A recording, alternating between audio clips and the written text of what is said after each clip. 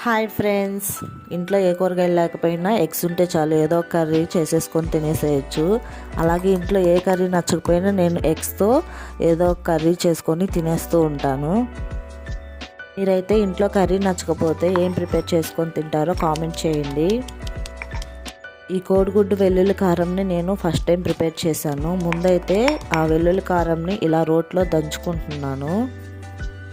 ఈ వెల్లుల్లి కోడిగుడ్డు కారంకి ఎక్కువ వెల్లుల్లిపాయలు వేసుకోవాలి, అప్పుడే టేస్ట్ బాగుంటుంది. జీలకర్ర, మిరియాలు, వెల్లుల్లి, ఉప్పు, కారం, కొంచెం చింతపండుని వేసుకొని నూరుకోవాలి.